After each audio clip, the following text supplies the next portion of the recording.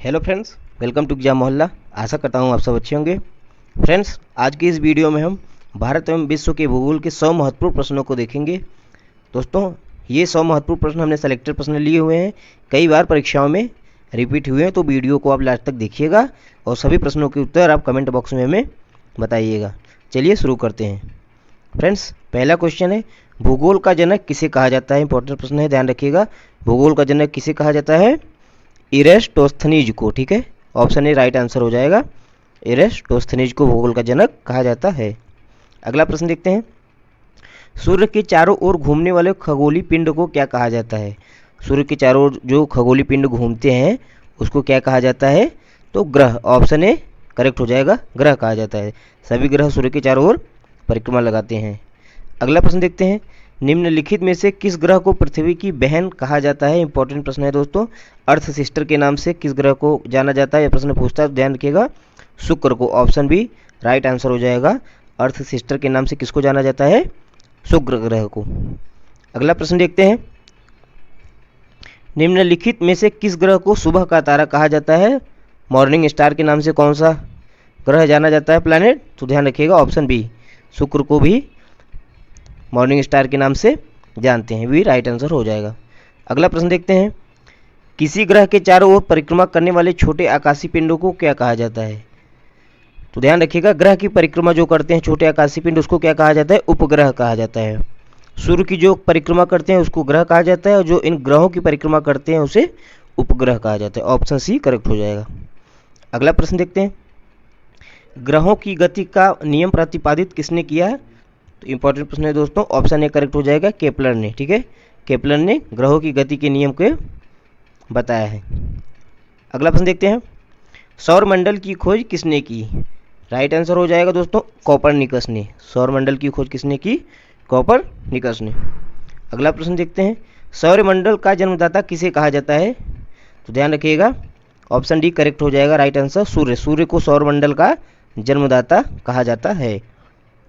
अगला प्रश्न देखते हैं दोस्तों, एक ग्रह अपने कक्ष में सूर्य से अधिकतम दूरी को क्या कहा जाता है। कोई ग्रह है तो सूर्य से अधिकतम दूरी पे जो उस अपने कक्ष में सूर्य से अधिकतम दूरी होती है, उस दूरी को क्या कहा जाता है? अपसौर के नाम से जाना जाता है। इंपॉर्टेंट प्रश्न है दोस्तों, यह प्रश्न परीक्षा में पूछता है, ध्यान रखिएगा। ऑप्शन बी करेक्ट हो जाएगा। अधिकतम दूरी को अपसौर कहा जाता है और न्यूनतम दूरी को क्या कहा जाता है? उपसौर कहा जाता है। ऑप्शन सी करेक्ट हो जाएगा। सूर्य से न्यूनतम दूरी को क्या कहा जाता है? उपसौर। ऑप्शन ए करेक्ट हो जाएगा, क्षमा कीजिएगा, उपसौर। अगला प्रश्न देखते हैं, ब्रह्मांड में विस्फोटी तारा कहलाता है। ब्रह्मांड का विस्फोटी तारा कौन सा है दोस्तों? अभिनव तारा। ऑप्शन बी करेक्ट आंसर हो जाएगा। अभिनव तारा को ब्रह्मांड में विस्फोटी तारा के नाम से जानते हैं। अगला प्रश्न देखते हैं दोस्तों, निम्नलिखित में से कौन सा एक तारा है। ठीक है, बताना कौन सा एक स्टार है। तो सूर्य राइट आंसर हो जाएगा। सूर्य जो है एक स्टार है दोस्तों, न कि प्लैनेट। तो ध्यान रखिएगा, ऑप्शन सी करेक्ट हो जाएगा। अगला प्रश्न देखते हैं, सूर्य के सबसे दूर कौन सा ग्रह स्थित है। इंपॉर्टेंट प्रश्न है दोस्तों, राइट आंसर हो जाएगा ऑप्शन सी वरुण। सूर्य से सबसे दूर कौन सा ग्रह है? वरुण। बात करें सबसे निकट की तो ध्यान रखिएगा, बुध है। सबसे निकट बुध। अगला प्रश्न देखते हैं, अगला प्रश्न वही है, सूर्य के सबसे निकट कौन सा ग्रह है। तो अभी अभी हमने आपको बताया, ऑप्शन ए करेक्ट हो जाएगा, बुध। अगला प्रश्न देखते हैं दोस्तों, बुध सूर्य का चक्कर लगाने में कितना समय लेता है। बुध जो है सूर्य का सबसे निकट ग्रह होता है दोस्तों, और एक चक्कर पूरा करने में कितना समय लेता है? 88 दिन। राइट आंसर बी करेक्ट हो जाएगा। अगला प्रश्न देखते हैं, सौरमंडल का अत्यधिक तीव्र ग्रह कौन सा है। इंपॉर्टेंट प्रश्न है दोस्तों, ध्यान रखिएगा, क्योंकि बुध जो है सूर्य के सबसे निकट पड़ता है, इसलिए अत्यधिक तीव्र ग्रह कौन सा होता है? बुध। ऑप्शन डी करेक्ट हो जाएगा। अगला प्रश्न देखते हैं, दो ग्रह जिनके कोई उपग्रह नहीं है। वेरी इंपॉर्टेंट प्रश्न है दोस्तों, ध्यान रखिएगा, परीक्षा में पूछा जाता है, ऐसे कौन से दो ग्रह हैं जिनके कोई उपग्रह नहीं है, यानी सैटेलाइट नहीं है। तो ध्यान रखिएगा, ऑप्शन बी करेक्ट हो जाएगा, शुक्र और बुध। इनका कोई भी उपग्रह नहीं है। अगला प्रश्न देखते हैं, किस ग्रह को शाम का तारा कहा जाता है। इंपॉर्टेंट प्रश्न है दोस्तों, शाम का तारा यानी इवनिंग स्टार के नाम से किसे जाना जाता है? शुक्र को। इस टाइप के हमने आपको 3 प्रश्न बताया, ध्यान रखिएगा। शुक्र को अर्थ सिस्टर के नाम से भी जाना जाता है, शुक्र को इवनिंग स्टार और मॉर्निंग स्टार दोनों के नाम से जाना जाता है। अगला प्रश्न देखते हैं, पृथ्वी की उपसौर स्थिति किस महीने में होती है। उपसौर का मतलब अपने कक्ष से सूर्य से सबसे न्यूनतम दूरी उपसौर होती है, तो यह किस महीने में होती है? तो ध्यान रखिएगा जनवरी के महीने में। ऑप्शन ए करेक्ट हो जाएगा। पृथ्वी की उपसौर स्थिति किस महीने में होती है? जनवरी के महीने में। अगला प्रश्न देखते हैं दोस्तों, कुल अक्षांशों की संख्या कितनी है? तो टोटल अक्षांशों की संख्या कितनी है? 180। ऑप्शन डी करेक्ट हो जाएगा। अगला प्रश्न देखते हैं, देशांतरों की संख्या कितनी है? अक्षांशों की तो संख्या होती है 180, लेकिन ध्यान रखिएगा देशांतरों की संख्या टोटल कितनी होती है? ऑप्शन भी करेक्ट हो जाएगा 360। अगला प्रश्न देखते हैं, निम्नलिखित नगरों में से कौन सा एक भूमध्य रेखा के सर्वाधिक निकट है? इंपॉर्टेंट प्रश्न है दोस्तों, ध्यान रखिएगा भूमध्य रेखा के सर्वाधिक निकट कौन सा नगर स्थित है? सिंगापुर। ऑप्शन ए करेक्ट हो जाएगा। अगला प्रश्न देखते हैं, कोयला किस प्रकार का चट्टान में पाया जाता है? कोयला किस चट्टान में पाया जाता है? ध्यान रखिएगा परतदार चट्टान। ऑप्शन ए करेक्ट हो जाएगा। कोयला परतदार चट्टान में पाया जाता है। आगे बढ़ते हैं, निम्नलिखित में से कौन रूपांतरित चट्टान नहीं है? रूपांतरित चट्टान नहीं है पुत्र, ध्यान रखिएगा स्लेट, संगमरमर और स्फटिक ये सब रूपांतरित चट्टान है, लेकिन ग्रेनाइट जो है यह रूपांतरित चट्टान नहीं होता है। ऑप्शन ए करेक्ट हो जाएगा दोस्तों, ये बहुत ही इंपॉर्टेंट प्रश्न है, इसको ध्यान रखिएगा। आगे बढ़ते हैं, विश्व का सबसे ऊंचा पर्वत शिखर कहाँ है? विश्व का सबसे ऊंचा पर्वत शिखर कहाँ है? इजी क्वेश्चन है, ध्यान होगा। माउंट एवरेस्ट जो है कहाँ पे है? नेपाल में। ऑप्शन बी करेक्ट हो जाएगा। अगला प्रश्न देखते हैं, निम्न में से कौन सी पर्वत श्रृंखला विश्व में सबसे बड़ी है? कौन सी पर्वत श्रृंखला जो है विश्व की सबसे बड़ी पर्वत श्रृंखला है? तो ध्यान रखिएगा एडीज, ठीक है, एडीज पर्वत श्रृंखला जो कि दक्षिण अमेरिका में पाई जाती है, ये विश्व की सबसे बड़ी पर्वत श्रृंखला है। अगला प्रश्न देखते हैं दोस्तों, वायुमंडल में नाइट्रोजन की प्रतिशतता कितनी है? वेरी इंपॉर्टेंट प्रश्न है दोस्तों। वायुमंडल में नाइट्रोजन की टोटल परसेंटेज कितनी होती है? 78% नाइट्रोजन पाई जाती है। अगला प्रश्न देखते हैं, हवाई जहाज प्रायः किस में उड़ते हैं? क्षोभ मंडल, समतल मंडल, समताप मंडल या मध्य मंडल? तो ध्यान रखिएगा ऑप्शन सी करेक्ट हो जाएगा, समताप मंडल। हवाई जहाज जो होते हैं वो प्रायः समताप मंडल में उड़ते हैं। अगला प्रश्न देखते हैं, वायुमंडल की सबसे निचली परत कहलाती है? वायुमंडल की सबसे निचली परत क्या कहलाती है? क्षोभ मंडल। ऑप्शन ए राइट आंसर हो जाएगा, ठीक है। आगे बढ़ते हैं दोस्तों, विश्व में सर्वाधिक वर्षा वाला स्थान कहाँ पे है? इंपॉर्टेंट प्रश्न है, सर्वाधिक वर्षा विश्व में कहाँ पे होती है? तो मासिनराम में, ठीक है, मासिनान मेघालय में पड़ता है भारत के। यहाँ पे विश्व में सर्वाधिक वर्षा, विश्व में सबसे ज़्यादा वर्षा वाला स्थान मासिनराम है। अगला प्रश्न देखते हैं, विश्व की सबसे मीठे जल की झील कौन सी है? इंपॉर्टेंट प्रश्न है दोस्तों, ध्यान रखिएगा विश्व में सबसे मीठे जल की झील कौन सी है? सुपीरियर झील। ऑप्शन ए राइट आंसर हो जाएगा। अगला प्रश्न देखते हैं, निम्नलिखित में कौन सी विश्व की सर्वाधिक गहरी झील है? गहरी झील की बात कर रहा है दोस्तों, तो गहरी झील कौन सी है? बैकाल झील। ऑप्शन बी करेक्ट हो जाएगा। विश्व का सबसे ऊंचा जलप्रपात यानी वाटरफॉल कौन सा है दोस्तों? ध्यान रखिएगा एंजिल। ऑप्शन ए करेक्ट हो जाएगा, एंजिल वाटरफॉल। बात करते हैं एंजिल वाटरफॉल की, तो कहाँ पे ये पड़ता है? वेनेजुएला में, ठीक है, वेनेजुएला में जो है एंजिल वाटरफॉल पड़ता है, जो कि विश्व का सबसे ऊंचा वाटरफॉल है। अगला प्रश्न देखते हैं, निम्नलिखित में से कौन सा देश अंगुली नुमा झीलों के लिए प्रसिद्ध है? इंपॉर्टेंट है, यूएस और कनाडा के बॉर्डर पे जो है अंगुली नुमा झील देखने को मिलती है, तो ऑप्शन सी करेक्ट हो जाएगा, यूएसए। अगला प्रश्न देखते हैं, विश्व का सर्वाधिक लवड़ी झील कौन सी है? सॉल्टी लेक कौन सी है? वॉन झील। ऑप्शन ए करेक्ट हो जाएगा। बात करें वॉन झील की, तो वॉन झील पड़ती कहाँ पे है? तो टर्की में, ध्यान रखिएगा। अगला प्रश्न देखते हैं दोस्तों, विश्व की सबसे बड़ी खारे जल की झील कौन सी है? मीठे की तो हमने बताया सुपीरियर है, लेकिन खारे जल की झील कौन सी है? ध्यान रखिएगा ऑप्शन ए करेक्ट हो जाएगा, कैस्पियन सागर। कैस्पियन सागर जो है विश्व की सबसे बड़ी खारे पानी की झील है। अगला प्रश्न देखते हैं, निम्नलिखित में से किस देश को हजारों झीलों की भूमि कहा जाता है? इंपॉर्टेंट प्रश्न है दोस्तों, हजारों झीलों की भूमि किसे कहा जाता है? ऑप्शन ए करेक्ट हो जाएगा, फिनलैंड को, ठीक है, यूरोपियन कंट्री है फिनलैंड, जिसको हजारों झीलों की भूमि कहा जाता है। अगला प्रश्न देखते हैं दोस्तों, एंजिल जलप्रपात किस नदी के किनारे बना है? कहाँ पड़ता है? वेनेजुएला में, हमने अभी बताया, पर यहाँ पूछ रहा है किस नदी के किनारे स्थित है, तो ध्यान रखिएगा ऑप्शन सी करेक्ट हो जाएगा, कोरोनी नदी के किनारे एंजिल वाटरफॉल स्थित है। अगला प्रश्न देखते हैं, विश्व की सर्वाधिक खारे पानी की झील वॉन झील किस देश में स्थित है? अभी अभी हमने आपको बताया वॉन झील जो है कहाँ पे स्थित है? तो टर्की में। ऑप्शन बी राइट आंसर हो जाएगा। आगे बढ़ते हैं, किस महाद्वीप को श्वेत महाद्वीप के नाम से जाना जाता है? श्वेत महाद्वीप के नाम से किसे जाना जाता है दोस्तों? अंटार्कटिका को। ऑप्शन बी राइट आंसर हो जाएगा। आगे बढ़ते हैं, किस महाद्वीप को प्रायद्वीपीय महाद्वीप के नाम से भी जाना जाता है? इंपॉर्टेंट प्रश्न है दोस्तों। यूरोप महाद्वीप, यूरोप को प्रायद्वीपीय महाद्वीप के नाम से भी जाना जाता है। इंपॉर्टेंट प्रश्न है, ध्यान रखिएगा। आगे बढ़ते हैं। निम्नलिखित में से किस महाद्वीप को महाद्वीपों का महाद्वीप कहा जाता है? तो किसको कहा जाता है? एशिया महाद्वीप को। एशिया महाद्वीप जो कि विश्व का सबसे बड़ा महाद्वीप भी है, उसे महाद्वीपों का महाद्वीप कहा जाता है। आगे बढ़ते हैं दोस्तों। यूरोप की एक पर्वत श्रृंखला है, ठीक है, इनमें से बताना है आपको यूरोप की कौन सी एक पर्वत श्रृंखला है। ध्यान रखिएगा, आल्पस। आल्पस जो है पर्वत श्रृंखला कहाँ की है? यूरोप की। हिमालय तो अपने भारत की हो गई, एशिया की बात पड़ती है, और रॉकी नॉर्थ अमेरिका में पड़ती है। अगला प्रश्न देखते हैं दोस्तों। निम्नलिखित में से किस महासागर को छिपता हुआ महासागर भी कहा जाता है? तो छिपता हुआ महासागर किसको कहा जाता है? आर्कटिक महासागर को। ऑप्शन सी करेक्ट हो जाएगा। आगे बढ़ते हैं। विश्व का मरुस्थल विहीन महाद्वीप कौन सा है? ऐसा कौन सा महाद्वीप है जो मरुस्थल विहीन है? तो ध्यान रखिएगा, यूरोप। यूरोप महाद्वीप ऐसा है जहाँ पे एक भी मरुस्थल नहीं पाए जाते हैं। ऑप्शन ए राइट हो जाएगा। अगला प्रश्न देखते हैं दोस्तों। संसार का सबसे बड़ा मरुस्थल है, संसार का सबसे बड़ा मरुस्थल है, डेजर्ट है, कौन सा है? ऑप्शन ए राइट हो जाएगा, सहारा। सहारा कहाँ पड़ता है? अफ्रीका महाद्वीप में। अगला प्रश्न देखते हैं। दक्षिण एशिया का सबसे बड़ा मरुस्थल कौन सा है? दक्षिण एशिया का सबसे बड़ा मरुस्थल कौन सा है? थार। ऑप्शन बी करेक्ट हो जाएगा। अगला प्रश्न देखते हैं। गोबी मरुस्थल किस देश में स्थित है? इंपॉर्टेंट प्रश्न है दोस्तों, यह परीक्षा में पूछा जाता है, ध्यान रखिएगा। गोबी मरुस्थल की बात करें तो ये कहाँ पड़ता है? मंगोलिया देश में। ऑप्शन ए राइट आंसर हो जाएगा। अगला प्रश्न देखते हैं। किस महाद्वीप में एटलस पर्वत स्थित है? ठीक है, तो ध्यान रखिएगा, एटलस पर्वत कहाँ पे स्थित है? अफ्रीका महाद्वीप में। ऑप्शन ए करेक्ट हो जाएगा।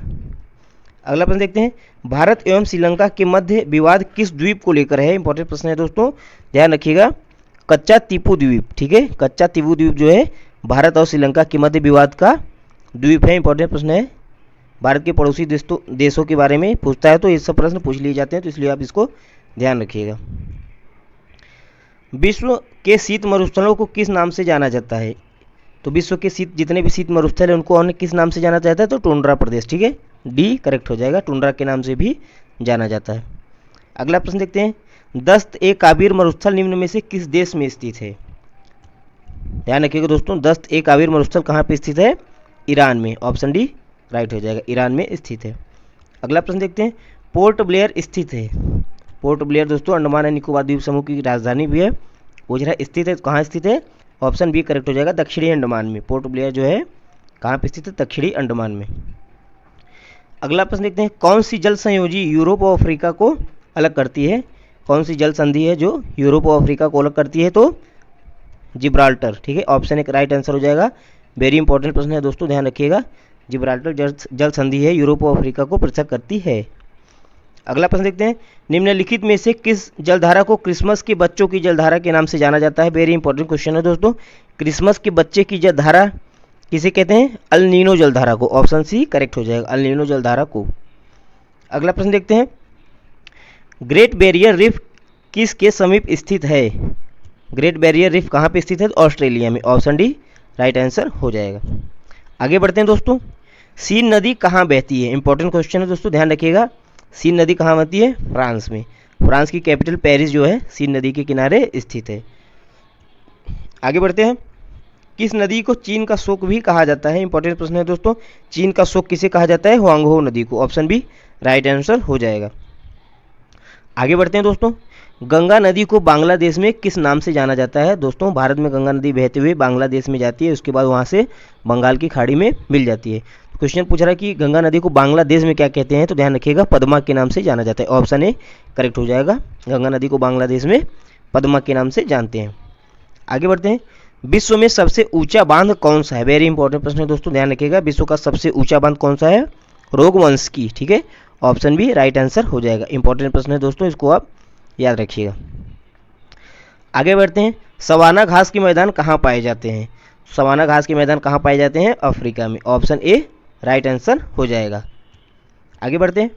निम्नलिखित में से कौन सा एक स्थलबद्ध देश है, यानी लैंडलॉक कंट्री है? तो कौन सा है?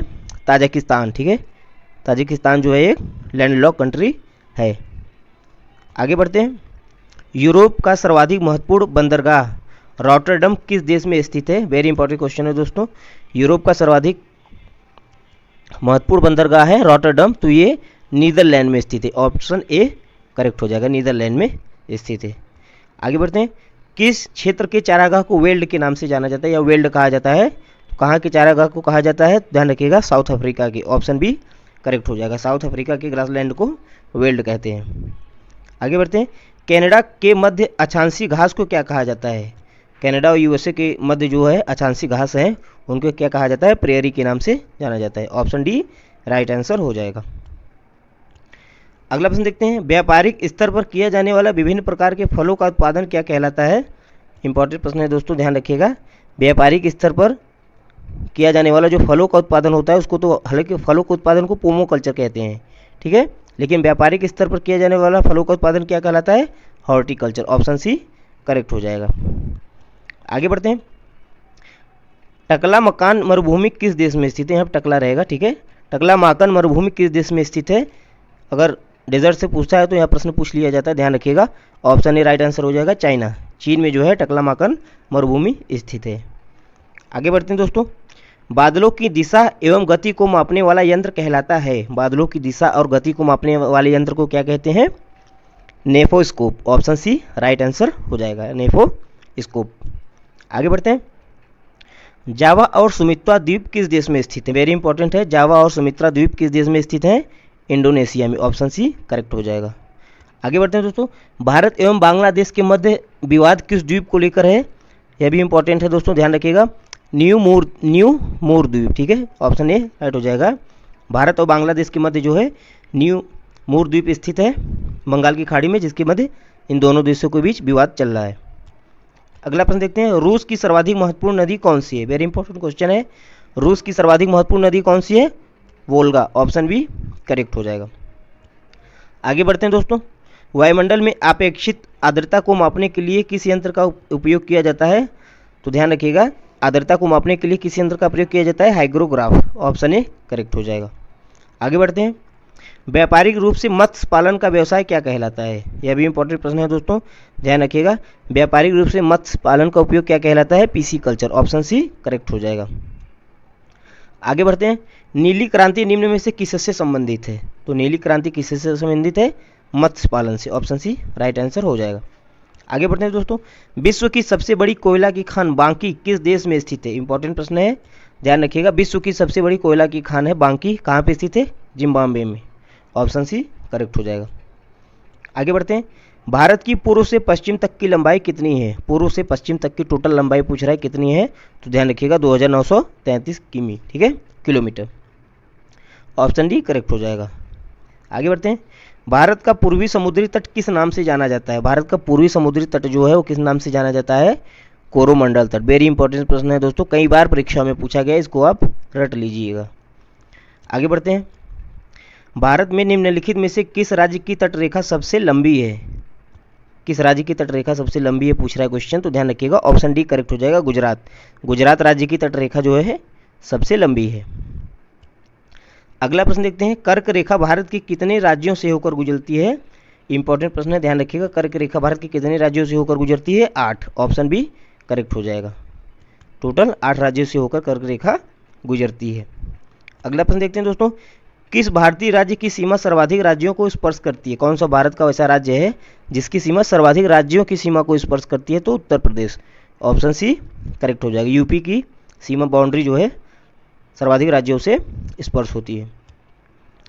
अब अगला प्रश्न पूछा है दोस्तों, भारत की तट रेखा की लंबाई कितनी है? भारत की तट रेखा की लंबाई टोटल कितनी है? 6100 किलोमीटर, ठीक है। ऑप्शन ए करेक्ट हो जाएगा, यह भी इंपॉर्टेंट प्रश्न है, पूछता है परीक्षाओं में, ध्यान रखिएगा। आगे बढ़ते हैं, इंदिरा पॉइंट का अन्य नाम क्या है? भारत का सबसे दक्षिणतम पॉइंट है दोस्तों इंदिरा पॉइंट, जिसको पिगमेलियन पॉइंट, पार्सन पॉइंट और लाहिंगचिंग पॉइंट भी कहते हैं। तो ऑप्शन डी करेक्ट हो जाएगा, इनमें से सभी, ठीक है। इंदिरा पॉइंट को इन सभी नामों से जाना जाता है। अगला प्रश्न देखते हैं, शनि ग्रह का सबसे बड़ा उपग्रह कौन सा है? शनि ग्रह का सबसे बड़ा सैटेलाइट पूछ रहा है, कौन सा है? ऑप्शन ए करेक्ट हो जाएगा, टाइटन। टाइटन जो है शनि ग्रह का सबसे बड़ा सैटेलाइट है। अगला प्रश्न देखते हैं, चंद्र ग्रहण घटित होता है, चंद्र ग्रहण कब होता है? पूर्णिमा के दिन। ऑप्शन सी करेक्ट हो जाएगा, पूर्णिमा के दिन चंद्र ग्रहण होता है। अगला प्रश्न देखते हैं, हीराकुंड परियोजना किस नदी के जल प्रवाह को नियंत्रित करता है? वेरी इंपॉर्टेंट प्रश्न है दोस्तों, हीराकुंड परियोजना किस नदी पर चल रही है? महानदी पे, ठीक है। तो कहाँ पे? उड़ीसा राज्य में, भारत के उड़ीसा राज्य में जो है हीराकुंड परियोजना चल रही है। ऑप्शन डी करेक्ट हो जाएगा, महानदी पे। अगला प्रश्न देखते हैं दोस्तों, दुलहस्ती पावर स्टेशन निम्नलिखित में से किस नदी पर आधारित है? दुलहस्ती पावर स्टेशन किस नदी पर आधारित है? ऑप्शन डी करेक्ट हो जाएगा, चिनाब नदी पे, ठीक है। दुलहस्ती पावर स्टेशन चिनाब नदी पर आधारित है। आगे बढ़ते हैं दोस्तों, गंगा के मैदानों की पुरानी कछारी मिट्टी कहलाती है। गंगा के जो है मैदानों की पुरानी कछारी मिट्टी है उसको क्या कहा जाता है? तो ध्यान रखिएगा, बांगर। ऑप्शन डी करेक्ट हो जाएगा। इंपॉर्टेंट प्रश्न है दोस्तों, यह भी ध्यान रखिएगा। अगला प्रश्न देखते हैं, फूलों की घाटी स्थित है। फूलों की घाटी कहाँ पे स्थित है? तो उत्तराखंड में। अगर आपसे पूछे शांत घाटी कहाँ पे स्थित है तो ऑप्शन केरल होगा, लेकिन यहाँ पे पूछ रहा है फूलों की घाटी, तो ध्यान रखिएगा उत्तराखंड में। आगे बढ़ते हैं, सरिस्का पक्षी विहार कहाँ स्थित है? वेरी इंपॉर्टेंट क्वेश्चन है। सरिस्का पक्षी विहार कहाँ पे है? राजस्थान राज्य में। ऑप्शन डी करेक्ट हो जाएगा। अगला प्रश्न देखते हैं, चंद्रप्रभा वन्यजीव अभयारण्य कहाँ स्थित है? तो चंद्रप्रभा वन्यजीव अभयारण्य दोस्तों कहाँ पे है? उत्तर प्रदेश में। ऑप्शन ए करेक्ट हो जाएगा, उत्तर प्रदेश में चंद्रप्रभा वन्यजीव अभयारण्य स्थित है। आगे बढ़ते हैं, खेतड़ी किसके लिए प्रसिद्ध है? वेरी इंपॉर्टेंट क्वेश्चन है। खेतड़ी किसके लिए प्रसिद्ध है? तांबा के लिए। ऑप्शन सी करेक्ट हो जाएगा। आगे बढ़ते हैं दोस्तों, किस बंदरगाह को भारत का प्रवेश द्वार कहा जाता है? कौन सा पोर्ट है जो भारत का प्रवेश द्वार कहलाता है? तो मुंबई। ऑप्शन बी करेक्ट हो जाएगा। आगे बढ़ते हैं, पारादीप बंदरगाह किस राज्य में स्थित है? इंपॉर्टेंट क्वेश्चन है दोस्तों। पारादीप बंदरगाह किस राज्य में स्थित है? उड़ीसा में। ऑप्शन ए करेक्ट हो जाएगा। आगे बढ़ते हैं, नेताजी सुभाष चंद्र बोस अंतर्राष्ट्रीय हवाई अड्डा कहाँ पर है? ध्यान रखिएगा, नेताजी सुभाष चंद्र बोस अंतर्राष्ट्रीय हवाई अड्डा कहाँ पे है? कोलकाता में। ऑप्शन सी करेक्ट हो जाएगा। आगे बढ़ते हैं, आदिवासी समूह सहरिया का संबंध किस राज्य से है? आदिवासी समूह सहरिया का संबंध किस राज्य से है? राजस्थान से। ऑप्शन सी करेक्ट हो जाएगा। इंपॉर्टेंट प्रश्न है, यह भी ध्यान रखिएगा। आगे बढ़ते हैं, मुंडा जनजाति कहाँ पे निवास करती है? हम सबको पता होगा मुंडा जनजाति कहाँ पे निवास करती है? झारखंड में। ऑप्शन डी राइट आंसर हो जाएगा। आगे बढ़ते हैं, गारो, खासी तथा जयंतिया जनजाति किस राज्य में निवास करती हैं? वेरी इंपॉर्टेंट प्रश्न है दोस्तों, यहाँ से परीक्षाओं में अक्सर प्रश्न पूछा जाता है। गारो, खासी, जयंतिया जनजाति किस राज्य में निवास करती हैं? तो मेघालय में। ऑप्शन बी राइट आंसर हो जाएगा। आगे बढ़ते हैं, भारत की सिलिकॉन घाटी कही जाती है? सिलिकॉन वैली के नाम से किसे जाना जाता है? बेंगलुरु को, ठीक है। ऑप्शन डी करेक्ट हो जाएगा, बेंगलोर को भारत की सिलिकॉन घाटी के नाम से जाना जाता है। अगला प्रश्न देखते हैं, निम्नलिखित में से कौन सा राज्य पहले नेफा के नाम से जाना जाता था? भारत का ऐसा कौन सा राज्य जिसे पहले नेफा के नाम से जाना जाता था? तो Arunachal Pradesh. Option C correct हो जाएगा, अरुणाचल प्रदेश को पहले नेफा के नाम से जाना जाता था। तो फ्रेंड्स, ये थे कुछ महत्वपूर्ण प्रश्न। वीडियो आपको कैसा लगा हमें कमेंट करके ज़रूर बताएं, और आपके कितने प्रश्न सही हो रहे हैं ये भी कमेंट करके बताएं। वीडियो को देखने के लिए आपका बहुत बहुत धन्यवाद। अगर आप नए हैं तो चैनल को सब्सक्राइब और लाइक ज़रूर कीजिएगा दोस्तों।